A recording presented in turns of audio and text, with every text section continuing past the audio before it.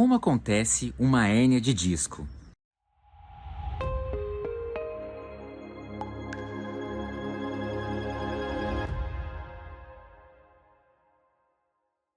Olá pessoal, tudo bem?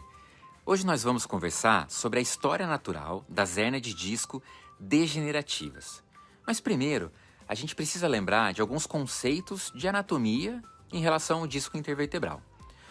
O disco ele consiste em duas partes principais. O ânulo fibroso, que é o anel externo do disco, ele é rico em colágeno tipo 1 e é o responsável pela resistência à tensão dessa estrutura. E nós temos o núcleo pulposo, que é a porção interna do disco.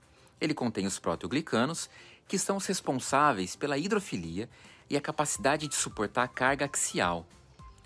Muito bem, mas como então que vai acontecer a herniação desse disco?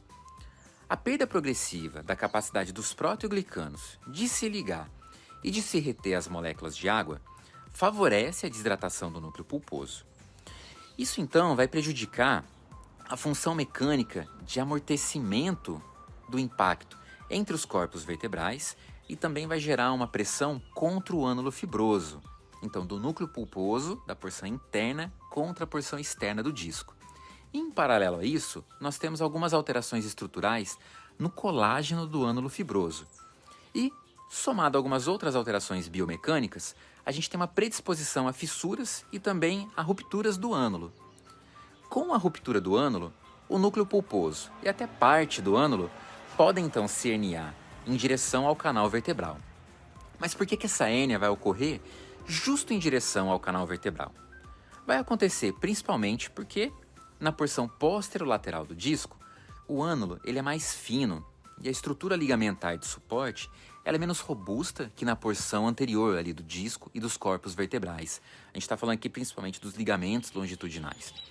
E esse processo de degeneração, a gente pode avaliar ele na ressonância magnética através da classificação de Firman. Mas então, por fim, por que essa hérnia de disco ela vai causar dor, ela pode causar dor e déficit neurológico? São dois dos principais mecanismos. O primeiro é mecânico, uma vez que a gente tem então um conteúdo herniado que pode comprimir, por exemplo, uma raiz nervosa.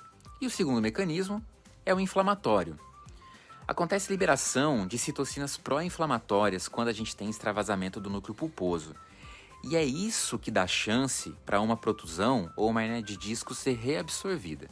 Só que em contrapartida, esse processo inflamatório ele irrita as estruturas vizinhas, podendo então causar dor.